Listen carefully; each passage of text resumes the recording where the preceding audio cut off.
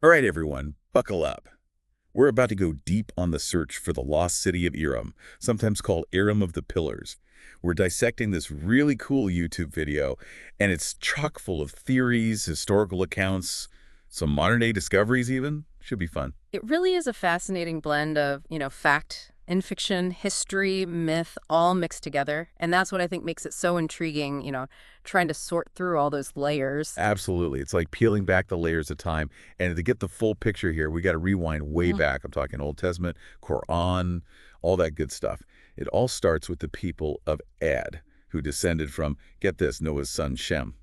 Noah's Ark Noah. Yeah, exactly. And these people of Ad, they weren't just your average folks, They were known for being unbelievably strong, like massive, massive strength. Some accounts describe them carving out homes and structures right out of mountains That's with their bare hands. well, with their bare hands.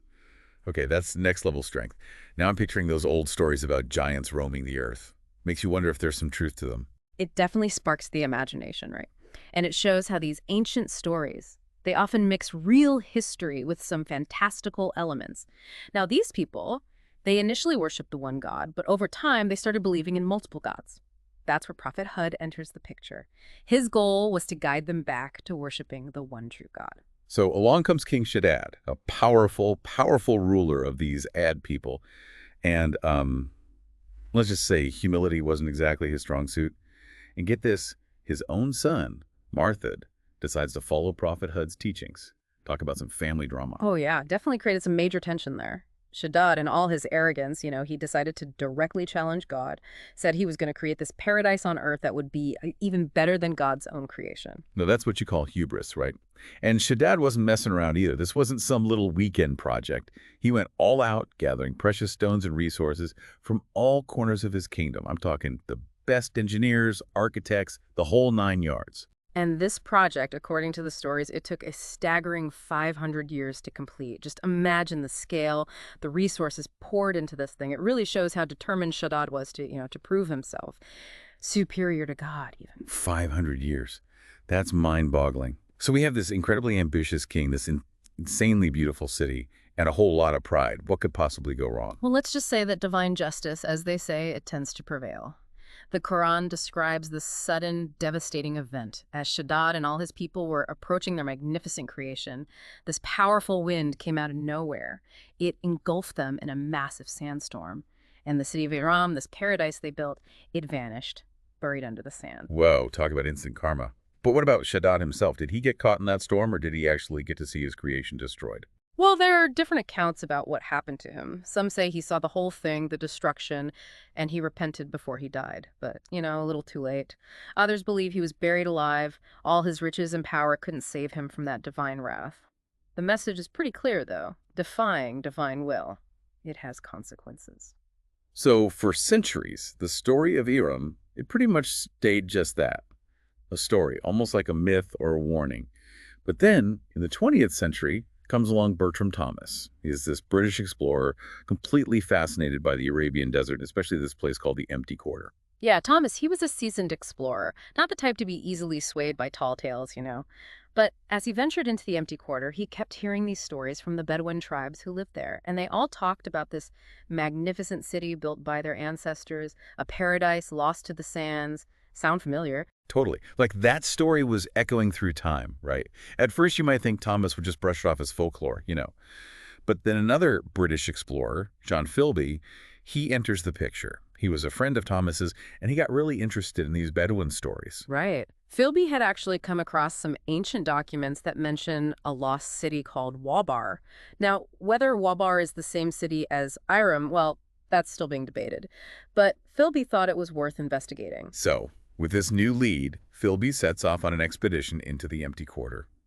He was guided by these local Bedouins who knew that unforgiving desert like the back of their hand. And what they found, it's pretty mind-blowing. Oh, yeah, in that vast, vast sea of sand, they found this huge area completely devoid of sand. It revealed these white limestone formations, pretty strange in itself. But then they also found fossils, including, get this, the jawbone of a hippopotamus. Wait, a hippo in the middle of the desert. Okay, now that's a twist I didn't see coming. It was a major clue. You see, finding a hippo jawbone in the desert, it means that area was once lush and fertile, It had water. It really supported this idea that the region's climate had completely changed over time. And this wasn't just some random theory either. It connects to a saying of the Prophet Muhammad. It goes, "The hour, meaning the day of judgment, will not come until the land of the Arabs returns to meadows and rivers." This prediction, made centuries ago, talked about a future where the Arabian desert would be fertile again. It's a really fascinating connection. And what's even more amazing is that modern science, especially climate change research, it supports this idea that climates can shift in cycles. We know the Sahara Desert, for example, it was once much wetter and greener. So it's not crazy to think that the Arabian Desert went through similar transformations. So we have these ancient stories, these clues we're finding, and even some scientific backing. But the big question remains, did Philby actually find Iram? That's the million-dollar question, isn't it? His discoveries were significant, for sure, but they didn't definitely prove he had found Iram. It's totally possible he found a different ancient settlement, maybe even that city Walbar mentioned in those documents. So the mystery continues. It really is like we're on this archaeological dig, right? Piecing together clues from the past. But even with these discoveries, Iram itself, it's still out there, somewhere under all that sand. It makes you wonder what else is hidden down there, just waiting to be found. And there's another interesting aspect to all this that we haven't really touched on yet. Remember how we were talking about the people of Ad and their incredible strength? Well, some accounts suggest their abilities, they went beyond just brute force. You mean like beyond carving mountains with their bare hands? Yeah. Because I'm totally here for that. That's just the beginning. There are descriptions, like in these ancient texts, that hint at them having advanced engineering techniques, maybe even technologies that seem way ahead of their time, you know what I mean? Wait, are we going down the ancient aliens path here? Because I'm kind of into it. Not quite, haha, although I get why some people might think that. It's more like these subtle hints, whispers in the historical record almost, suggesting that this civilization was way more sophisticated than we usually imagine. Okay, you've got me hooked. What kind of advanced technology are we talking about here? Well, some accounts describe them having these complex irrigation systems, which would have allowed them to cultivate huge areas of land, even in that harsh desert. Others talk about them being masters of metalworking, architecture, using materials and techniques that, well, they just seem beyond what we'd expect from that time period. Okay, so picture this, right? A thriving civilization in the middle of the desert. Ingenious irrigation. These impressive buildings, maybe even tech we haven't even rediscovered yet. It's like, I don't know, a desert Atlantis or something. The similarities are pretty fascinating, aren't they? And it makes you ask, if the people of Ad were so advanced, what happened to all that knowledge? Did it disappear along with Aram when the city was buried? Or is there still something out there? Remnants, waiting to be rediscovered. It's crazy to think that a whole civilization's knowledge could just vanish like that. Yeah. Makes you wonder what other secrets are still buried out there. It really shows how important archaeology is. Carefully digging through all those layers of time to piece together those lost pieces of history. Who knows what we'll find if we keep searching? Okay, so we've got the legends, the stories from the Quran, these modern explorations. We even touched on this idea of lost technology. But there's another layer to all this we need to unpack, I think. It's about power, and how it connects to the divine. This is where it gets really interesting. Throughout history, we see all these stories of rulers, right? And in their pursuit of power, they overreach, and well, they face the consequences. Shaddad's story, trying to outdo God himself, it's a classic example. It's that classic tale of pride and ambition leading to a downfall. A story told over and over in different cultures and everything. Exactly. And what's particularly interesting about Shaddad's story is that it's not just about human ambition, it's about this relationship between humanity and the divine. It explores the limits of human power and what happens when we try to challenge, well, a higher power. It's almost like a morality tale, isn't it? Reminding us that there are just some forces we can't control, no matter how powerful we think we are. Precisely. And I think that message, it resonates, across time and cultures, whether you take these stories literally or not. They're powerful reminders about humility, about respecting the natural order, acknowledging that there's something greater than us. So what does this all mean for us today, thousands of years after all this supposedly happened? I think it encourages us to think about power, both in our own lives and on a bigger scale. It makes us consider what happens when ambition goes unchecked and how important it is to align what we do with a higher purpose. You know what I mean? It's a call to look at our own values, our goals, and think about the impact we're having on the world. Exactly. And it reminds us that even the most powerful empires, the grandest cities, they can crumble and disappear, just swallowed by time. What really lasts, what matters, are the stories, the lessons we learn, the values we pass on. It's like a reminder that our legacy, it's not about the physical things we build. It's about the impact we have on the world and the people around us. That's a great way to put it. And I think it ties in perfectly with this whole mystery of Iram. Even though the city's gone, the story still captures our imagination. It makes us think about ambition, how fragile power is, and our never-ending search for paradise. It's really amazing how this story, from ancient times and religious texts, Yeah. still feels so relevant to us now. We're still asking those same questions about wealth and power and, what it all means. That's the power of stories, right? They go beyond time and place. They speak to universal truths and connect us to the people who came before us. Okay, so we've talked about the whole rise and fall of Iram, even what might have happened afterward. But what about now? Where do things stand with actually finding this lost city? Well, we have some clues, like the site Philby found, but the exact location, it's still a mystery. But the search is definitely not over. With all the new technology, like satellite imagery and ground-penetrating radar, there's a real chance we might actually find out what's under all that sand. Can you imagine? It would be like adding a whole new chapter to this ancient epic. It just shows how important exploration is, not just in the physical world, but also in a world of ideas. We should never stop questioning, searching, and trying to understand the past and how it all connects to us now. As we wrap up this deep dive into Iram, I'm just left with this feeling of wonder. Like there's just so much out there to learn and discover. And that's what makes it so great, right? The story of Iram, even though it's kind of a tragic story, it leaves you feeling hopeful, like anything's possible. It reminds us that even when things are lost or destroyed, there's always something to learn, something to discover, something that can inspire us to keep looking for truth and meaning in our own lives. And who knows, maybe one day, one of our listeners will be the one to finally unlock the secrets of Iram, add their own chapter to this incredible story. Until then, keep exploring, keep asking questions, and never stop looking for the hidden wonders, the ones buried under all that sand, all that time. Well said. Now, remember earlier we talked about Shaddad's son, Marthad, the one who decided to follow Prophet Hud's teachings. Our source material actually goes into some detail about what happened to him after Iram was destroyed. Oh, yeah, that's right. Some versions of the story say that after seeing what happened, his father's death and all that, Marthad completely dedicated himself to Prophet Hud's teachings, spent his life spreading the word, about worshiping one God. It's like a little redemption story within the bigger story. He rejected all that ego and ambition his father had, chose a different path, one of faith and humility. Exactly. It shows that even when really bad things happen, there's still room for growth, for spiritual renewal even. And get this, some accounts even say that Marthad built a tomb for his father, filled it with all the gold and jewels that were supposed to go to Iram. It's almost like he was trying to make up for his father's actions, burying all those symbols of greed and selfishness. Wow, that's powerful. It's like he's saying all this wealth, all this ambition, it doesn't mean anything in the face of divine justice. Exactly. Real wealth, it doesn't come from stuff. It comes from spiritual understanding and living a life that aligns with your values. It's a message that's still so relevant today, isn't it? We're still trying to figure out that balance between wealth and power, the meaning of life, and just staying true to who we are. Absolutely. That's what makes these ancient stories so powerful. They might be from a different time and place, but the themes, they're timeless, they're universal. So we've covered so much ground, Iram's rise and fall, even its aftermath.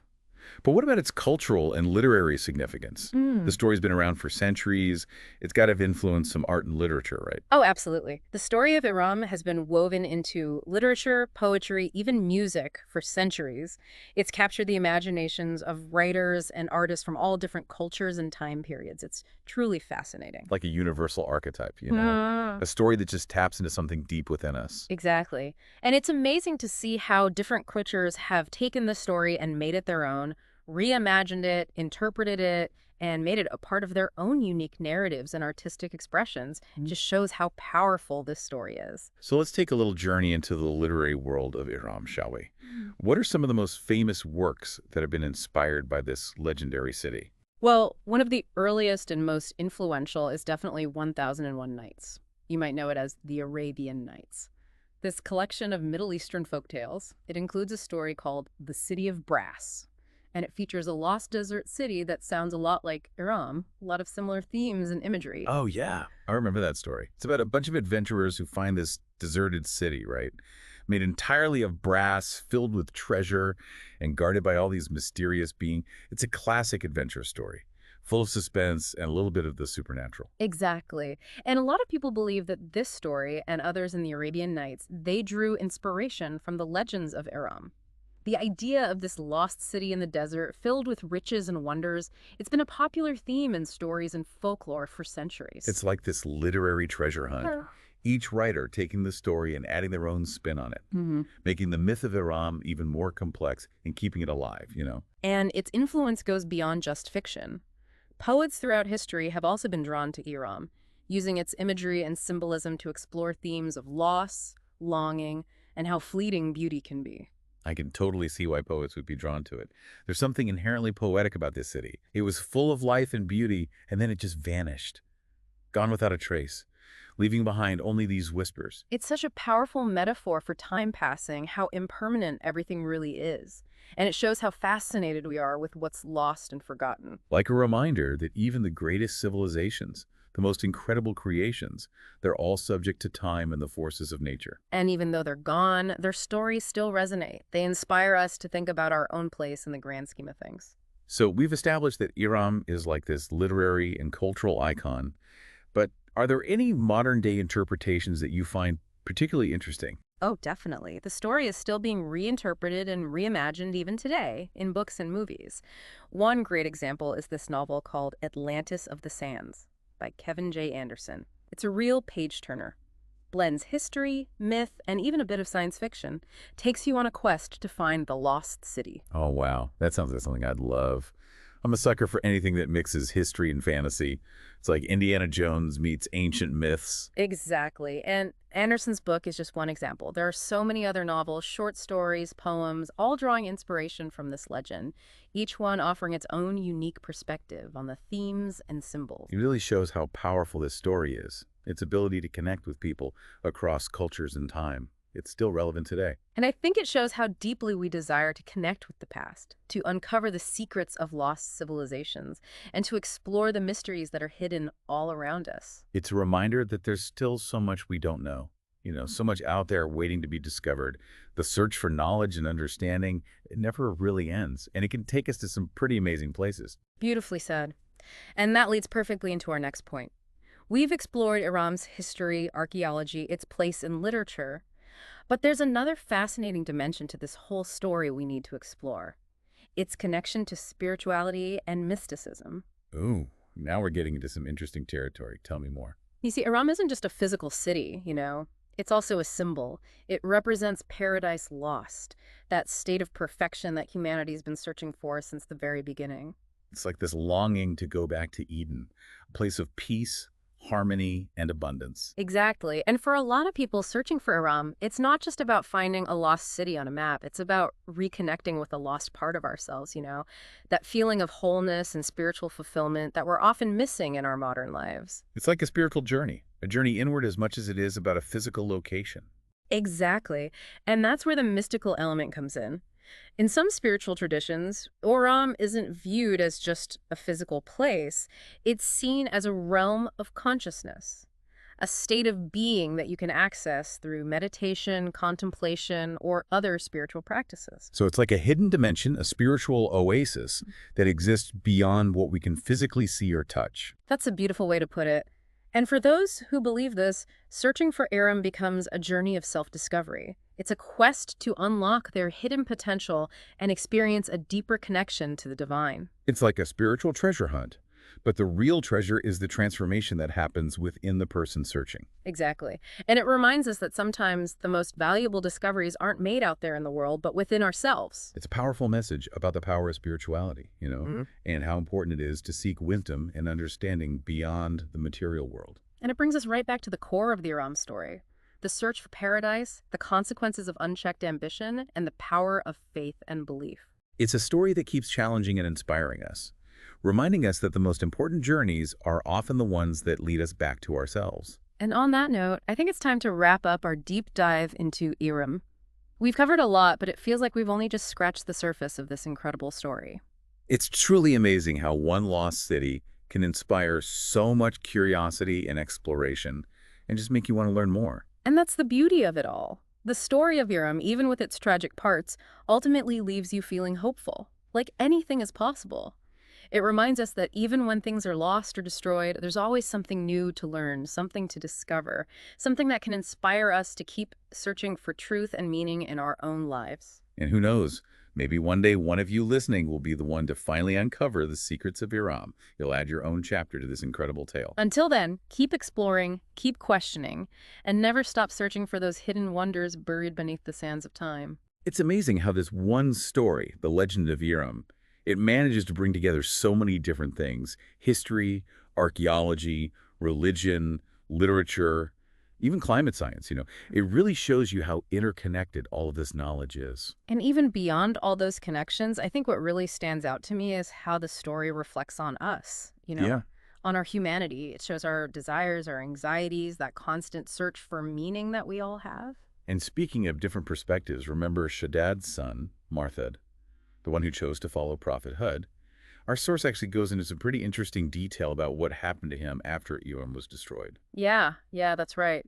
Some versions of the story, they say that after seeing the city destroyed, his father's death, all that, Martha just completely dedicated himself to Prophet Hud's teachings, spent his life spreading the message of monotheism. It's almost like a little redemption arc within the bigger story, right?